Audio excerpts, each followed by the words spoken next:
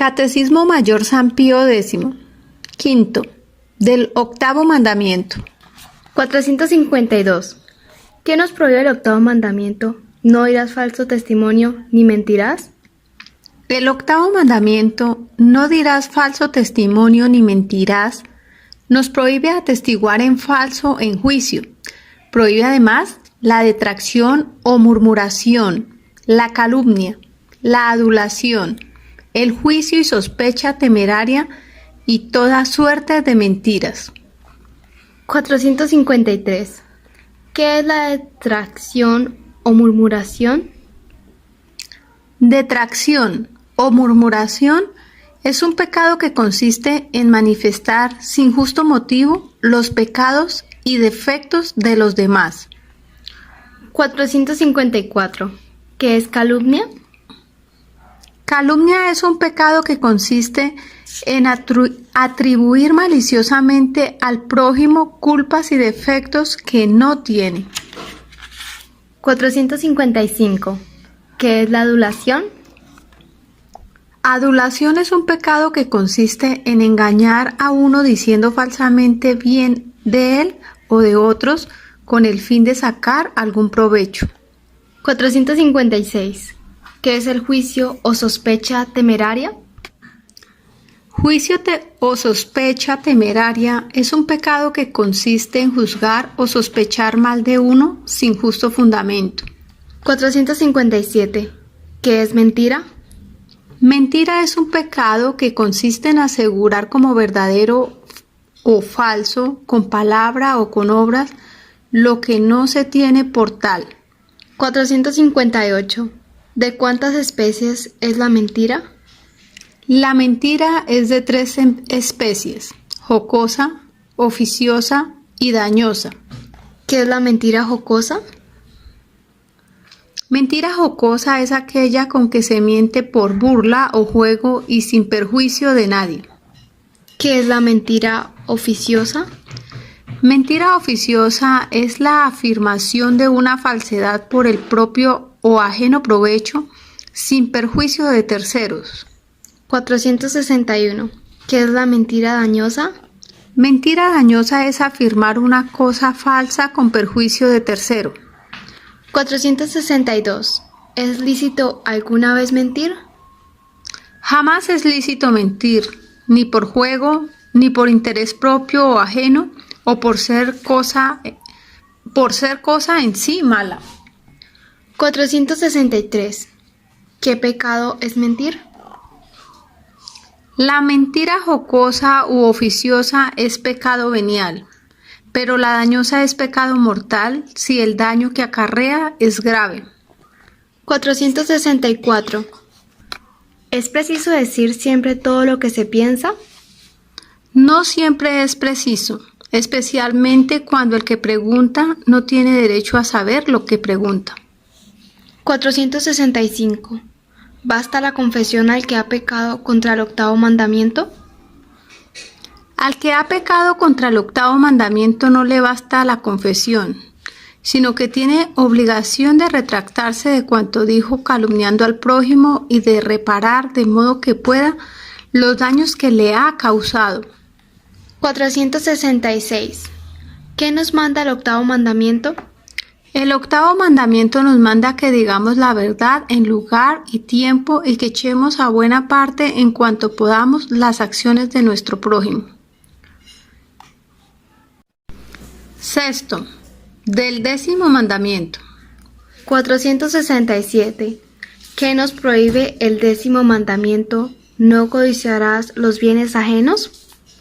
El 10º mandamiento, no codiciarás los bienes ajenos, nos prohíbe el deseo de quitar a otros sus bienes y de adquirir hacienda por medios injustos.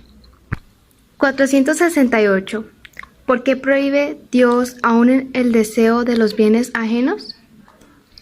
Dios prohíbe los deseos desordenados de los bienes ajenos porque quiere que aún interiormente seamos justos y que nos mantengamos siempre muy lejos de las acciones injustas. 469. ¿Qué nos manda el 10º mandamiento?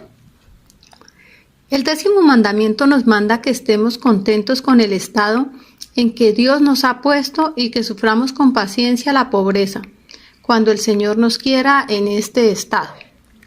470. ¿Cómo puede el cristiano estar contento en el estado de pobreza? El cristiano puede estar contento aún en estado de pobreza si considera que la mayor felicidad es la conciencia pura y tranquila, que nuestra verdadera patria es el cielo, que Jesucristo se hizo pobre por nuestro amor y ha prometido un premio especial para los que sufren con resignación la pobreza. Capítulo 4. De los mandamientos de la Santa Madre Iglesia. Primero, de los mandamientos de la Santa Madre Iglesia en general. 471.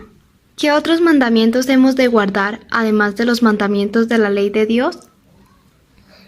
Además de los mandamientos de la ley de Dios, hemos de guardar los mandamientos de la Santa Madre Iglesia. 472. ¿Estamos obligados a obedecer a la Iglesia? Sin duda ninguna, estamos obligados a obedecer a la Iglesia, porque Jesucristo mismo lo manda y porque los mandamientos de la Iglesia ayudan a guardar los mandamientos de la ley de Dios. 473. ¿Cuándo empieza la obligación de guardar los mandamientos de la Iglesia? La obligación de guardar los mandamientos de la Iglesia empieza generalmente con el uso de razón y 7 años cumplidos, si no se indica otra edad. 474. ¿Es pecado quebrantar un mandamiento de la Iglesia?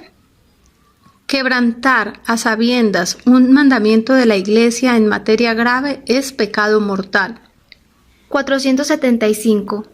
¿Quién puede dispensar de un mandamiento de la Santa Madre Iglesia? Solo el Papa o quien él tuviere facultad puede dispensar de un mandamiento de la Santa Madre Iglesia. 476. ¿Cuántos y cuáles son los mandamientos más generales de la Santa Madre Iglesia? Los mandamientos más generales de la Santa Madre Iglesia son 5. El primero, oír misa entera todos los domingos y fiestas de guardar.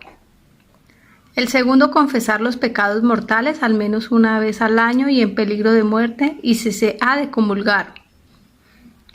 El tercero, comulgar por la Pascua Florida. El cuarto, ayunar y abstenerse de comer carne cuando lo manda la Santa Madre Iglesia. El quinto, ayudar a la Iglesia en sus necesidades.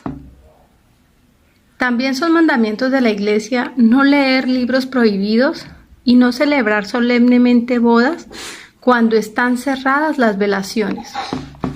Segundo, del primer mandamiento de la Santa Madre Iglesia. 477. ¿Qué nos manda el primer mandamiento de la Iglesia? ¿Oír misa entera todos los domingos y fiestas de guardar?